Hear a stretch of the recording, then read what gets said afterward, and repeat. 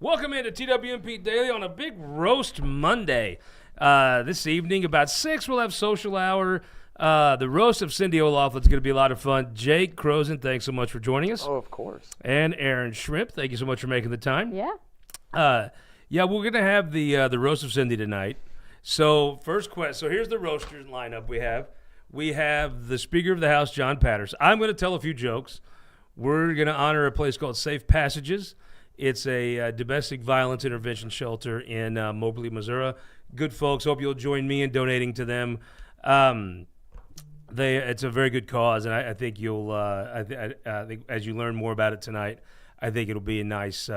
You'll feel good about your donation. The first roaster will be John Patterson. It'd be great. We roasted him last year, so it's only fair he gets to come back and tell jokes. Rusty Black, who I think is going to be, and Jeff Rowe might even have me beat as far as things to make fun of, right? I mean, obviously Dr. Death, the Doom, he's ruined lives and all this cruise. Now he's super skinny. You get the Ted Cruz thing, whose dad killed Kennedy. You get the Trump feud. I mean, Jeff is a target-rich environment, but also I bet Jeff does not see he's got ace in the hole. There is a roast joke writer that is 10 on 10 in this state, and it's not me. It's actually Sean Fury. Sean Fury is so funny at writing material. When you think Eric Schmidt's funny, he's actually not that funny. It's just Sean is that good. Mm-hmm. So if he reached out to Sean, Jeff's going to be a hit. Jeff would be funny on his own, but I'm telling you, Fury is like the dude. If you run into Fury somewhere, befriend him just so he might write you some material. I think Jeff is probably the person I'm most excited for. Though me too, I'll be honest when with I you. was passing out invitations today, I heard a couple of people say they're excited to see what Drew has to say. Well, here's the thing. I honestly would think Drew I find funny in real life, right? Yeah. But that's the difference between funny in real life and funny on stage. Yep. Yeah. I don't know that I would have instinctively thought that Drew would be funny on stage, except I read his material that he wrote last year that Sirpoy read, and it was it was the funniest stuff. And watching Sirpoy's entire face and head turn red, reading it, he was outstanding. So that's why I was so excited because also Drew will actually tell a joke about Cindy. Will Mike Sirpoy be zooming in from his bed? Well, someone should call Sirpoy and FaceTime him. Or he could have just rolled into the event, right? And when I say rolled it, I mean literally on a roller. He had foot surgery, and it was so funny. I saw Sirpoy they give you the drugs early because I guess it takes time to get to your foot or I don't know, something. Maybe he's old and they want to make sure he didn't kill over and waste the scalpels. So I was sitting there with him before he went in, and he got a little loopy, which was hilarious. And can we say that, Kelton, on the air, can we say that he admitted that Connie's first wedding ring was fake? I think it's safe now. Okay, yeah, that's what he said. It was so funny. So Sirpoy would be funny if he was on gas. Speaking of news today, we'll talk about special session, in a second. If you have a good joke that Rusty could tell at the Cindy O'Loughlin roast, please text it to 573-429-5770. I'd be very grateful. Reach out and give us some jokes we can give to Rusty for tonight. Rusty's obviously, I think, writing his material as we speak. Erin, you have big news. I do. 2 big things, actually. I don't know one. I know. We finally had a baby donkey at the shrimp farm last Thursday. Wow. I know. The anticipation. Do we have the breaking news thing? The anticipation. We do have it. The mini donkeys that came from do you create a Jeff donkey Knight. with the mule and the horse? No. Wait, How do you actually, create a donkey? Yeah. I don't know. I thought that's how they had donkeys, was mules and horses. This is. I think that's a Rusty question. This does not seem like that's my probably right. field of expertise. Senator Black, if you're watching, could you please Yeah, tell us could you how you please? actually make a donkey? I know the birds and the bees part, but which bird and bee are part of this thing? Yeah, that would be helpful. Well, I'm But really anyways, happy for you that you now have another ass at your place. Yep. That's one thing you needed was more asses at that farm. What'd you name it? Dottie with the I think spotty. that's a nice name. That's Dottie a nice with- name. Yeah, she has a spot. So we thought Okay. As far as jackasses go, I would say Dottie's Dottie is good. could- I know Dean Plocker would agree. If it was gonna be a boy, we were gonna name it Donnie. So. Ooh, Donnie doesn't sound as great. Although I tell you who I do love is Donnie Brown. Yeah, the new district engineer Yeah, down in Southeast There Missouri. you go. Yeah. I'm gonna tell you, folks. Southeast just keeps getting. Actually, we never get shit, but we did get Donnie Brown to be our guy, which is awesome. He's probably happy to be out of there before the special session. Yeah, we're going to talk about that. But I want to say, I'm going to give you a CFM Yeti of Diet Coke prediction. The next time their MoDOT director's job is open, the big one here in Jeff City, keep an eye on Donnie Brown. Donnie Brown is this dude that, I'll be honest with you, sometimes the first impression isn't always stellar, right? But frankly, some of the biggest bullshitters I've ever met in my life, the first impression was stellar. I would try to make a good first impression for that reason. But Donnie Brown, the more you get to know that guy, what a great dude. The kind of guy that could handle that job. You know what I mean? It is tough. I'm glad to see him, the district engineer in Southeast Missouri. But I actually think maybe bigger things are on the horizon for Donnie Brown. And could there be a more deserving dude? Is that a tall joke? Bigger things on the horizon? There's nothing bigger than him, and he's got that other crew of tall dudes. I did their podcast. It was highly intimidating. I can see that. Okay, but nobody gives a shit about the donkey. What's the real news? The real news, yep. The real news is that I joined Honda Booth Government Affairs as their new director of policy and communications. The director. Director, Nice. yeah. Don't yeah. fuck with you. Okay, so I love their sign, right? Yep. That is the way they did that building. I just love the colors they put together, and then that sign out front is outstanding. It is. Yep. And you see it it's one of those signs that it's not like flashy lights, Beale Street type stuff in Vegas, but it perfectly looks on that terrific address you got. So is your office in there? It is. It's a dope office. I It like is a that dope place. Office, yeah. Cliff Smart snuck me in there once. I mean, I don't really get invited to Yeah. official They don't functions, let you into but Cliff really snuck me in once. nice places, but Yeah, every it's a good once in a policy. while, they'll sneak I'm you glad in. Jake cleared out those bees before you came in. That was part of the agreement. That I don't take on. Yeah, bees are not. I saw a bees are picture not of in him. it, I yeah. think Kayla might have shown it to me. He's literally in a bee suit, Yeah. Yes. Yeah. dicking around with something. I'm like, that's how smart people die, is they try to do shit like that. And then He told me, he said that he had somebody come out and they said they couldn't do anything about it because they were dying off and that they're just going to have to live with it. And Jay told me, he's like, yeah, I'm not really into that. And so he's bought Yep. himself a beekeeper That's the suit thing one about day. Jay is he's gonna get his hands dirty. He's gonna. so y'all got free honey. the job. I don't know if there are jars of honey, but they're from in the office, but they're from somewhere in Springfield. I do not think they You come used to make from honey. the office. Aaron McMullen. Really? Absolutely. That tracks. He never told me That about feels- that. Absolutely. I That got feels pictures of unreal. him as a beekeeper. Yeah. So you're at Honda Booth now. Yep. Tell me what you're going to be working on.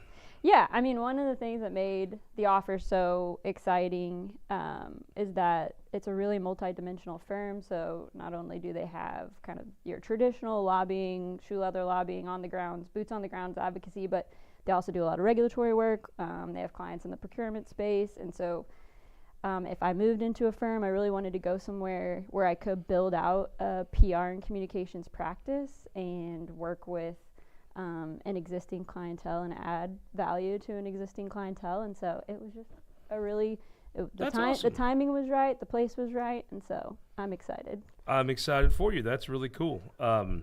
There is it is an upwardly mobile firm with some good dudes. You get free honey, and you get to hang out with Ryan DeBoof, which would be Yes. like my thing.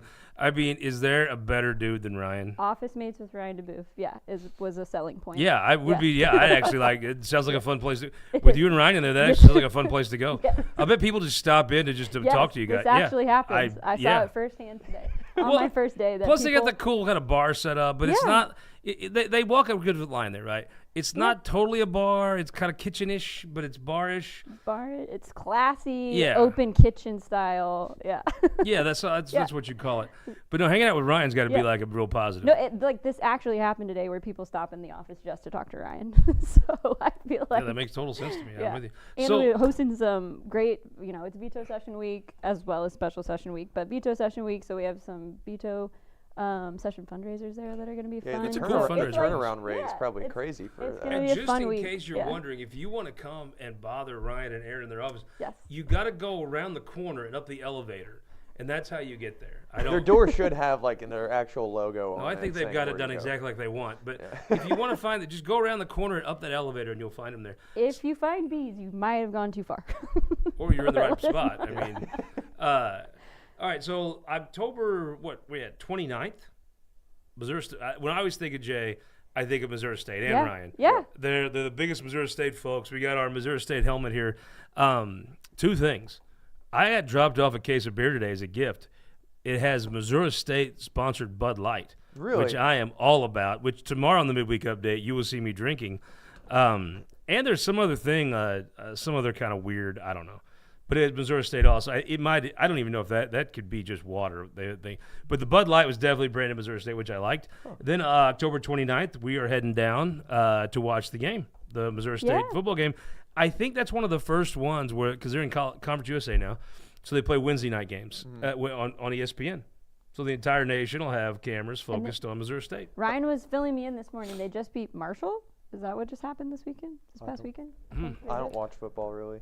I believe that is correct. I knew they won. I didn't know the opponent. Yeah, they won against like it was a first for them. We'll So also be we're down heating there up. this September for another college tour. That's right. Is that the college tours in September at Missouri Yes, State? it is Yeah. next We'll have week, another right? one. Yeah.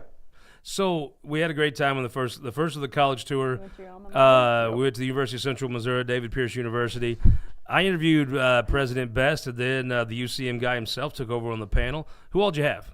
We had Brandon Phelps and then former alumni Ray Reed, which I actually didn't know about, but somebody told me the timeline was a little weird, so I wouldn't have never met Ray.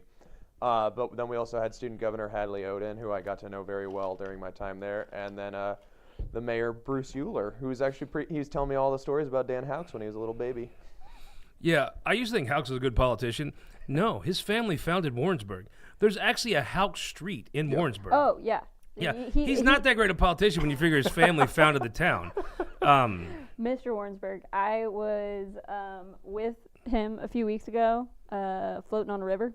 That's Really? fun. That's fun. I feel like Dan would be a fun float trip person. Dan gets the Absolutely. giggles. 12-10 recommend. I like that. But you know who may be cooler than Dan is his wife, who I met for the first time. Yeah, she there's was, not even a she contest. is awesome. It's really, that's why Jeff Knight and Houks could be friends, is because They're they're two significant people that are completely outshadowed by their spouses. Yes, absolutely. Yeah. Usually when a spouse is there, people they'll fake like, oh, you should run next. No one means it. But with those two, I think people actually mean it, and they wish they would have ran in the first place. We want to thank our sponsors, of course. Want to always thank the folks up in the great Northwest at United Fiber, the Courtyard by Marriott. If you haven't got a room for this week, you should have texted me like I told you to in July. There's no way I can get you a room tonight or tomorrow night. I would do it if I could. Randolph might have a manger out back in a stable, if you're carrying the Christ child. That's about all I can help you with. But for session, think ahead. Give me a text. There's a pre-filing. Going to come into town for pre-filing. Going to like that. Shoot me a text. I will do my best. Or just go on the website right now like a normal person and just book the room. If you don't book the rooms now, they will be sold out. Most people care about their family and clients. They put them up in nice hotels. And let me just help you out here. If you're at a firm and you get brought to Jeff City and they don't put you up at the Courtyard by Marriott, maybe time to look for a different firm. Just saying. Well, it depends on the hotel. There might be one you're like, okay, maybe I can fix this. But if it's Capitol Plaza, that's a sign. Yeah, that's a sign. Yeah. Then I want to talk about the grown, manufactured, tested, and sold here in Missouri Mocan Trade. 100% Missouri-grown plant-based medicine. It is in a world where you really can't trust a damn thing. It is nice to know that there's like 8,000 laws that make sure everything from the Mocan Trade folks are grown here in Missouri, tested and tested and tested here in Missouri. It is 100% plant grown. If you need to get to sleep, I highly recommend it. Highly recommend it. All right, let's before we workshop some of Rusty's jokes. Don't forget the roast this evening. We'll have a good time roasting Neil Laughlin for a very good cause. Let's talk about the special session. Yeah. It just feels like one of those things that people want to get done and over with as soon as possible, right? You do have your suburban folks who are really excited about this, right? But your actual Republicans who are the bedrock of that supermajority. I'm sure Donnie Brown would have, if he was still in office, would have drove up here and voted to screw Reverend Cleaver. I just don't feel like he would have been thrilled about it as if he was doing something that actually helped his constituents. Yeah, Yeah. feels a little like special session 2.0. Well, Special Session 2.0, we at least got like a nuclear reactor for Mizzou and maybe a couple other things. Well, but you this- got the planning Yeah, buildings. one Yeah. Yeah. You didn't get the reactor money, it's going to be a federal thing, but I think it was great to come back in special session. I mean, why would you not build a 25,000 seat stadium for a team of 400 fans? I mean, that seems like a great use of money. The Chiefs, that'll be nice. A renovated Arrowhead will be nice for everyone. I think JJ will be happy about that. How great would it be? I mean, how just praying to 8-pound, 4-ounce baby Jesus. If after they take that vote, the Royals leave anyway, how hilarious would that be? I mean, I'll be in the floor. Kelton will turn the show on, and I'll be laying in the floor, cackling, laughing. That would be the most Royals thing to do ever. I figured you'd be laying on the floor surrounded by Bud Light cans after a night of celebrating. Oh, I'll be so happy. Will you throw them a traditional Missouri Times bar going away party? Yes, and they're invited. They could even come if they want, as long as they don't mention Dinkinger. Just throwing ideas out there. No, I do. I pray to the God of Don Dinkinger, Satan, that the Royals do leave. It would be so hilarious if they left. I don't understand this, right? You both are nice people, except for being Royals fans, right? Erin, Jake's kind of in the. What happened to you? What happened How'd to me? your parents screw this up so bad?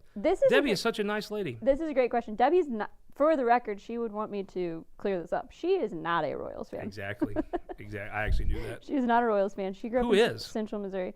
That would be Kevin. Yeah, he was a Raytown boy. So he actually. But you had the choice to follow the losing kind of shit road, or you could be a Cardinal fan. Yeah, I mean, just there's something about suffering in almost perpetuity that. It's like your Irish roots. It's like the Catholic thing. It's like always feeling guilty about something, feeling bad, like That's going what to being a bad confession. Pentecostal does. Is you don't have to feel bad guilt. I mean, But actually, so my dad, his high school job was working at Kauffman Stadium, and he was actually like a personal server for Mr. Kauffman for a while. So there's like a kind of a personal tie in.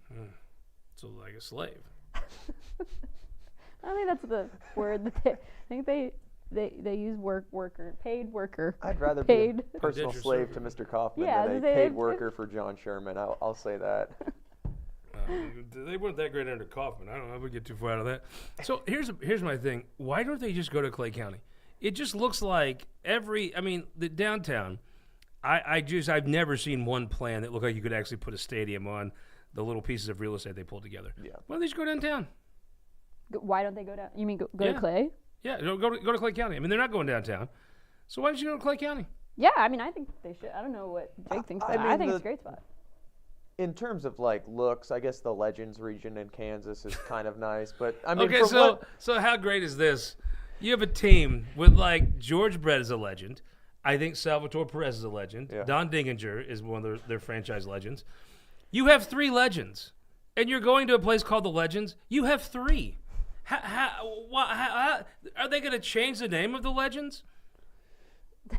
to the Royals. How the hell are you going to put the Royals in a place called the Legends? You have 3 legends. One of them was an umpire. There's a branding problem. I see where you're Yeah, going. I don't understand it. Yeah. What are you gonna say, like Buddy Biancalana statues out there? I mean, who is the? I literally looked at the Royals don't have a Hall of Fame. They have a website, and on the website, this franchise is so shit. They put the groundskeeper in the Hall of Fame. I am not kidding. Challenge me on it, and I will Google it. I think Mr. Frank White is also in that Hall of Fame. You know, I really respect Frank White so much. A lot of times when people look back on their lives, they get a certain age, they want to atone for things they've done wrong. And I love the fact Frank White is just dead set on screwing the Royals. It is really what a good man does. When he realized he was part of a wrong earlier in his life, he tries to make it right at the end. And I think Frank White's doing the right thing for America and himself and his soul and obviously the state of Missouri. You probably won't see this because they never spend their money, but I'd be interested to see if the Royals put any money into any campaign after Frank White's gone. They put money into campaigns to get rid of him, like the recall thing. I'd be interested to see if they do that, but they don't spend money, so they probably won't. Only if you knew a journalist, you could find that out. All right, let's talk about the map. I guess it's on the way to happening. You know, the map's kind of boring. If you've watched this show, you could have waited till Friday and seen what's going to happen, or you could have watched this show in July, and we'd have just told you what's going to happen. Yeah. But I worry about the Democrat stunt. They got a call from Kamala Harris today. I think because that stunt was borderlining eye roll, just trying too hard. Because you have sitting in the chamber all week, it doesn't do anything. No. Like there's no practical thing you do there. I do think when they got Kamala Harris to call them, I think that adds some legitimacy to the stunt. It makes it much better. Well, I've seen Ray Reid and Jeremy Dean have gotten interviews and stuff on different news groups. Yeah. So that's kind of what it's all about. I will say, like, they were put in a position where it's not like Texas where there's actually like value to them leaving. Yeah. So they, that I thought personally was very entertaining when the House Democrats just left Texas. I think and they sent out the police force to try to bring them back. I mean, that's a narrative that people follow along with, and so obviously they're not dealing with the same circumstances. So I think what will be interesting though is if they can get the votes for an emergency clause on this, because I'm as you know, Scott, I'm terrible at math. But I believe that the Republicans have 109 members right now, and that's exactly the amount they need for that emergency clause. And they had a couple close calls this last session. But an emergency clause in session just means it goes into effect 30 days after the governor signs it instead of August 28th. Yeah, it would still. So wouldn't this go into effect 30 days after, which I assume the governor will sign it Saturday? I have no idea. A Democrat just paid me to say something about that, so Good, I respect that. $5 is $5. I don't. In a special session, the emergency clause is as valuable because when they adjourn special session, the governor can take action on it in 30 days. It's really not going to matter. I don't think. Ceremonial. We'd have to call Thalhuber to find out if there's like something I'm not seeing, and that's who I usually text when I don't know if I'm right. We should check with Kelton on what are the odds that Bryant Wolfen is the person that will not vote for the emergency clause on the map. Will they even ask for one? I don't know. I don't know I just don't know what the benefit of an emergency clause would be on the map because it's going to get on the agenda before next cycle anyways. Chuck Hatfield could file a lawsuit sooner. Yeah. If they have an emergency clause, Chuck might get that pool extension done by May. Just call that contractor today. Yeah, he could say, okay, honey, we're doing that. We're doing the Olympic-sized pool now. Yeah. I love that we're still joking about Chuck Hatfield adding pools. He's got at this point it's been 5 pools. We're talking about a mini lagoon in his backyard at this point. He has to secretly vote Republican every time, right? It just prints him money. Yeah, I don't see how it doesn't. Yeah, I mean, if I'm Chuck, I'm voting Republican. I'm going to wiggle it around there. Oh, let's show some. Look what I got today from the Carpenters. Look at that.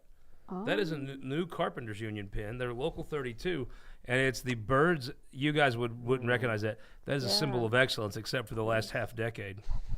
I think the last half decade. Dog shit. Half decade? It's been 4 years of Marmol. I don't know. Nothing. I think the last Missouri team to win the World Series was the Royals, so maybe longer than that half decade. Well, I mean, they went to the LCS. What's this? I just want to know: is this American? Is it American? What's the? Aaron, don't be that person. Don't be that person. Hating. I mean, first of all, let's actually. I just feel like somebody's got a product. Looks like it's got the bug on the bottom. Looks like it was Union made. Well, in your face. Oh, look at that. I could. Look at you trying to talk smack and it blowing up on you. Tiny I will say Chuck Hatfield's tweets have been the most enjoyable thing to watch during these special session arguments.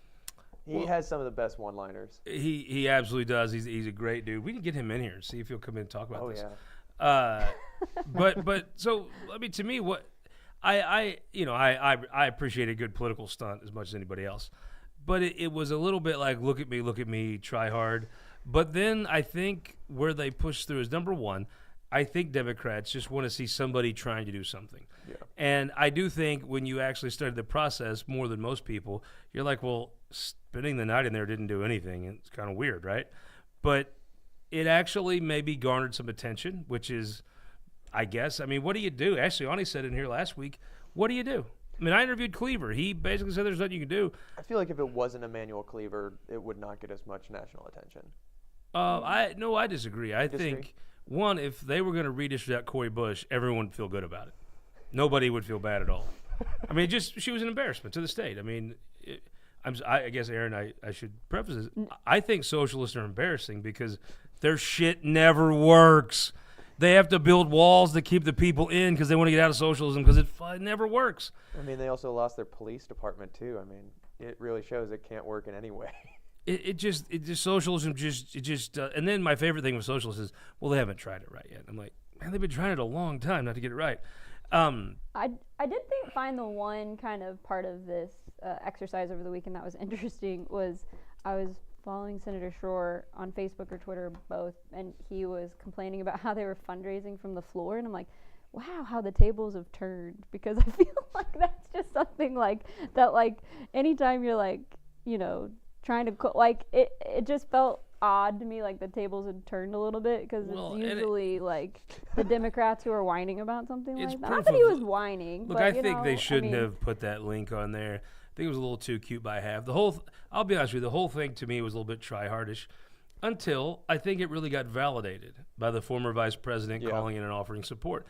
I think that was that did surprise me to see that. I think they kind of needed that because it is a little bit like, please look at me, please look at me. But when they had her call in, that to me turns it a little bit. But usually, like, Donald Trump is a master at turning around those cute moments, and like somebody calls him out, like, I can't believe he's doing this, and he's like, now I'm going to double down and do it even more. I'm surprised Trump didn't call Chad Perkins and tell him, what a bunch of losers. Probably did. So I'm with you. I like that. I thought her calling in makes that more valid. Here's my thing, though. The reason they can't do anything about this is because they lose elections, and they lose a lot of elections.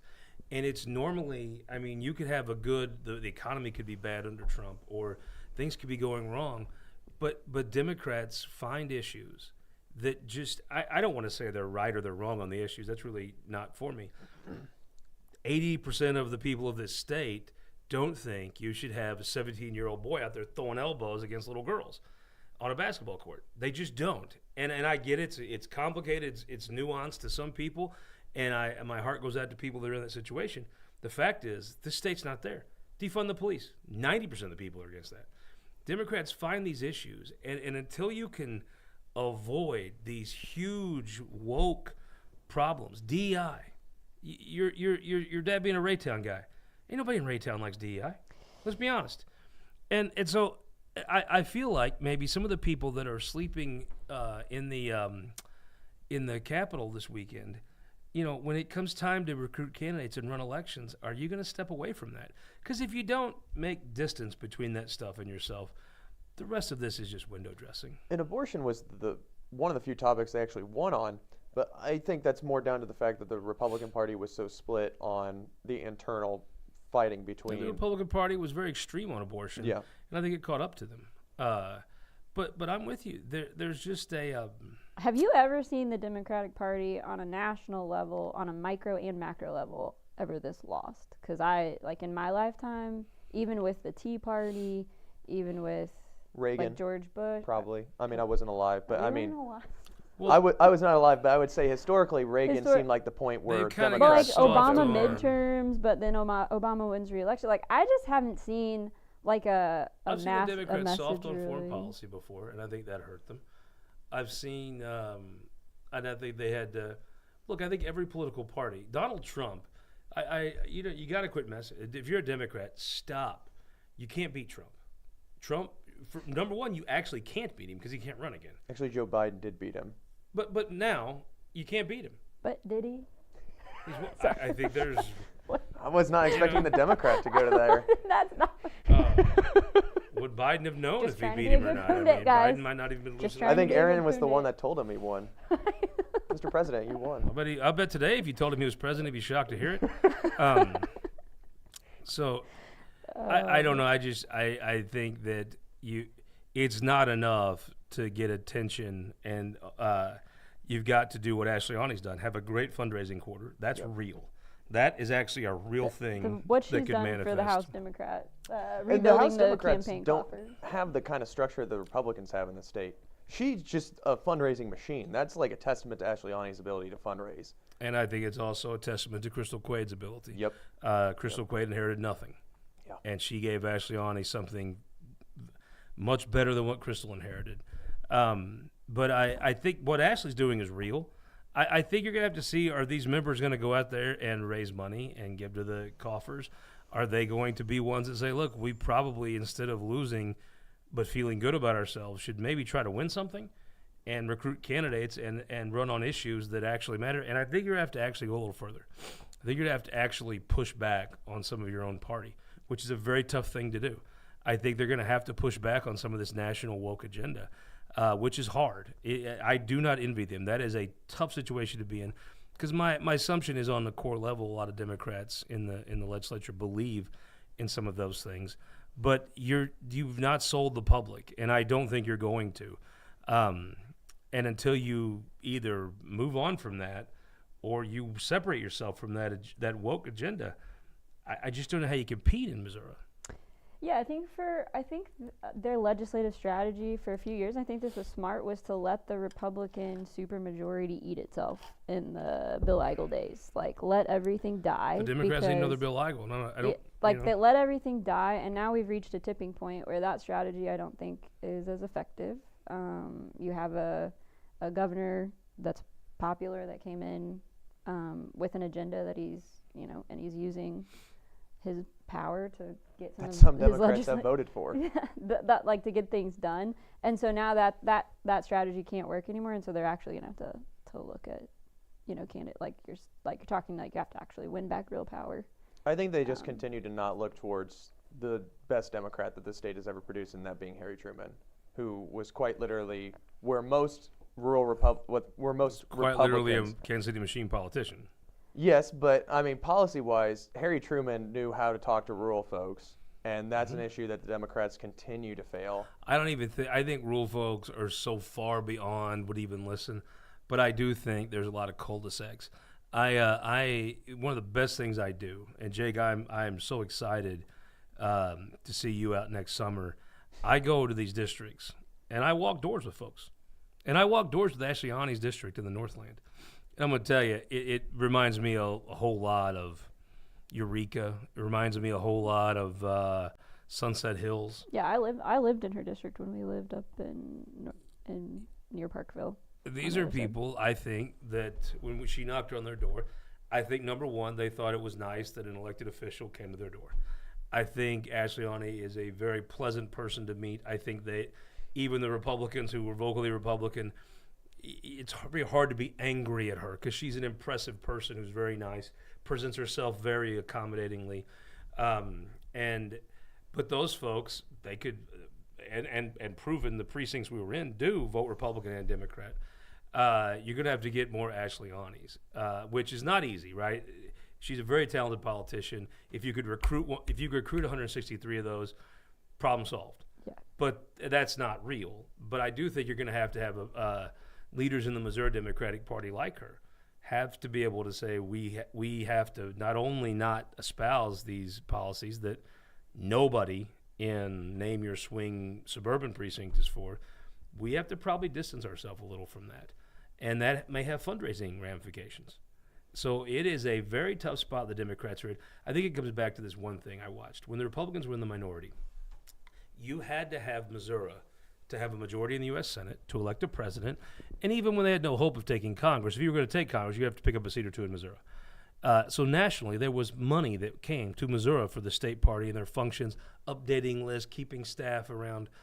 The Democrats have so written off Missouri. They don't need it for a majority in the U.S. Senate. They don't need it to win the presidency, and they don't need to retake Congress. And they treat Missouri that way. And until that dynamic changes, it's those subtle investments, especially today in data being so important. You're going to have to see the Democrats get back into a place where they need folks like your dad in Raytown. Because right now, they've decided they don't need Raytown. Yeah. And until they do, the state party is going to be on their own. And I almost think the only way to handle that is to be on your own. And if you want to win folks in Raytown, you've got to distance yourself from some of that stuff, in my opinion. I think the state would be better. You'd have better Republican policies with more Democrats in the state legislature. The policies of this state would actually be better Republican policies with more Democrats. I mean, I think at some point, I asked the governor this when he sat in that chair. At some point, you're not, it's been 25 years. The state hasn't grown. There's been so many promises. You do this, it'll grow. None of the growth. No policy has made this state grow. And I think, for Democrats to be able to start to effectively point that out, you can't be talking about a serious, and then say, well, I can't define a man and a woman. Well, I can define a man and a woman. It's really not that hard. I know these things are complex issues, but not to a lot of this state. Not, and I know rural people, not even to the labor guy in the suburbs that used to vote for Ronnie DePasco. It is not complicated for him to define a man and a woman. And if you can't, he probably doesn't give a damn what you think about the next 5 things. Probably wasn't complicated for Callahan either. No, I don't think it would be complicated for Victor Callahan to define. Where's my man? I don't think my man here would struggle with that. He'd probably first ask you, why are you talking to me? Yeah, get off my yard. How did you get this address? Who told you to come here? All right, so we're going to head out to the roast before long. 6 o'clock tonight. We'll probably start the roast around 7:15. Well, here's what we're probably going to do. So we got Las Margaritas catered. We got a full bar. It's going to be a good time. Come out. You will not be bored. We've got my awesome playlist. It's got some great Missouri songs on it. I think what we'll do is we'll plan to start around 7:15-ish, right? And if Patterson texts me and says, hey, we'll be there at 7:30, we'll probably hold up for that, right? That's about as late. Also, I mean, there's lots of jokes to be told about Cindy not wanting to be out late at night. That might have been why she didn't come to the roast last year in reality. But we'll probably start around 7. If the house says, hey, we can get there at 7:30, we'll probably wait for them to get there. You'd probably tell jokes about Patterson while we were waiting. We can probably come up with some encourage material him while to we hurry wait up. for the House members to arrive. There's a lot of material about House members. That Yeah? is true. That there's. If we have to stall. That's probably the way we'll play it. Is if he just texts me and says, "Look, man, this is not."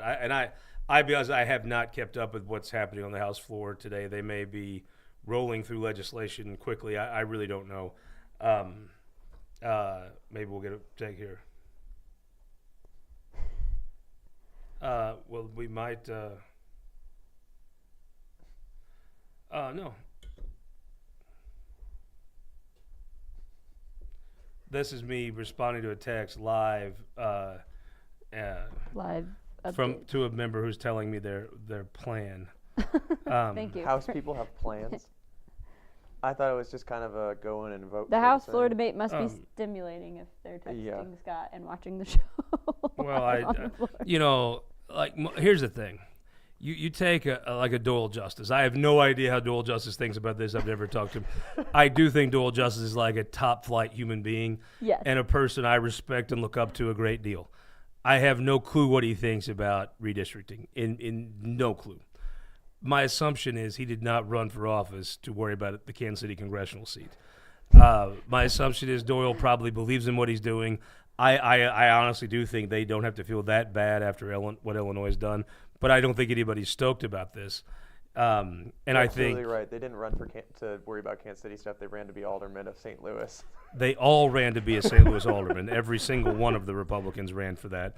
Hardy Billington and Cameron Parker, our legislators, they definitely ran to be St. Louis aldermen. It's really weird. If you could only get the Republican Party to care 1/3 as much about their own constituents they do Kara Spencer's being tall cotton. But no, I think Doyle probably went to his office, and a lot of folks they came in. I think they're fine to let the Democrats say how bad it is. I think if this vote was private, it might get a little dicey. But everybody knows what's going to happen here. I did feel bad because last week they had their hearings for the HJR and the House bill, and one of the Democrats asked Dirk Deaton. They said, "Are you gonna take responsibility for this map?" And I felt kind of bad because Dirk can't really take responsibility for a map that Missourians didn't make. So it's kind of at a disadvantage there. He's getting blamed for something he didn't make. Well, he certainly had nothing to do with the drawing of the map, but As Richard West said, I saw it Friday when the governor put it out. Once the Washington people sent it to him, then I want to give a little credit though. I thought Bill Hardwick and Richard West did a very good job. They did. I also thought Mark Sharp did a very good job, but I thought Richard West was very respectful and gave deference to Mark and the Democrats as much as he could. I thought he was the right guy. This is a better district for St. Charles County, his constituents. This services there needs better. Yeah. I thought Richard West, the part we watched when we were coming back from Warrensburg, I thought Richard West handled himself extremely well. I thought Bill Hardwick did very well. Somebody did bring up an interesting point. One of the Republicans said, wouldn't it be better for Kansas City to have 3 congressmen because then they have 3 players invested in that city? And like, wouldn't that same thing apply to St. Charles? Wouldn't you want more congressmen representing those Yeah, I don't think it areas? applies either because it's bullshit. So, Well, if you had 3 congressmen who actually brought money home. have you ever seen a football team with 2 quarterbacks? You know what that means? They don't have one. Because if they had 1 quarterback, they'd be playing him. If they have 2, they don't have 1. I think I learned that from Kelton. I think I actually ripped that off. Speaking of, we can't leave without Mizzou. All right, last thing we're doing because we do have to go. Give me a prediction. Who's going to be the funniest tonight? I'm going to go Jeff Rowe. That's solid. I think Solid. Jeff's got it. Solid.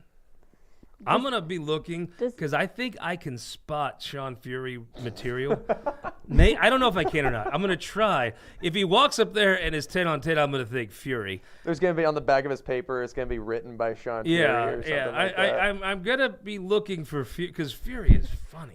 Or property of Sean Fury. Yeah, I'm going to be looking for Fury material because I think it's an asterisk. Does Cindy make comments? Oh, at the yeah. end, Cindy will close it out. I'm gonna put my chips on Cindy. I was going to Cindy's put my be chips pretty- on me. But, I mean, your material's pretty good. you know, I'm going to tell you who I think is going to steal the show. I think it's going to be Drew Damp. The person who stole the show last year was Mike Searpoy, reading Drew's material he wrote. I think Drew may steal the whole show. Some folks are not going to see him coming, and I think that's what's going to be perfect about it. Anyhow, I appreciate your time. Congrats on what we Thank learned today. you. Congrats on the new gig. Thank And you. the new donkey. And the new Or mule. and- Or The whatever new it is. job, the new ass, everything's coming up roses at It Schrimpf is, Farms. yeah. Everything's going very well. Kelton, we're gonna have a good time tonight. Oh, as always. Yeah, that Why do wasn't. you say that it was- like that? Wow. Well, let's try it again. Kelton, we gonna have a good time tonight. Yeah. That was even less. Wow. Okay, let's not do it again. He might not show up. We need Kelton to be there. I always tell people if I get hit by a bus, Jake just sits in this chair. But if Kelton gets hit by a bus, we're screwed. Yeah. I mean, we're going to be like writing cartoons and posting them to Instagram. You're going to ask me to find out how to do this, and I'm going to tell Casey that Scott wanted you to find out how to do this. We're gonna. I could see that conversation happening. so Not be a fun phone call. Well, thank both of you. We'll see you guys in a couple hours. We'll see all of you tonight. Whenever the legislature gets done, come out to the Missouri Soybean Association. The rest of us, we're going to be there at 6, have a little social hour, little Las Margaritas, hang out. 7-ish, we usually start 7:15. This year we might push it back to 7:30. If our house friends need a little extra time to finish off Reverend Cleaver, we'll give them that time. I want to say a personal thank you to a couple people. Thank you very much to UCM for having us on campus. It was terrific. Sunday on This Week in Missouri Politics, our guest will be the now former Attorney General, Andrew Bailey, who made it very clear he intends to come back and run for governor. He's going to leave that lofty job as the assistant deputy something at something, assistant to the regional manager. Yes, as the regional manager of pedophile I'm list sorry. procurement. We already made an office joke earlier. I had to Yeah, go that's there. true. I had to go there. Sunday, Andrew Bailey. Then very grateful to everyone at the roast tonight. Thank you to Safe Passages, Senator O'Loughlin. Very grateful for all of you. And I want to say something to my man Kenny Waller. We're gonna have, if you're around town tomorrow night, a lot of fundraisers. We're gonna have a thing for Kenny and his family here at the Speakeasy. Start around 7, I don't know, something like that. Come out, share a memory of Kenny. There'll be many red, white, and blue jackets clad. I'll be wearing mine, and I did get to go to his memorial, and it was talk about a hell of a life. Kenny Waller. We'll see you guys tonight. We'll have a good time, and we might toast our ma'am over there.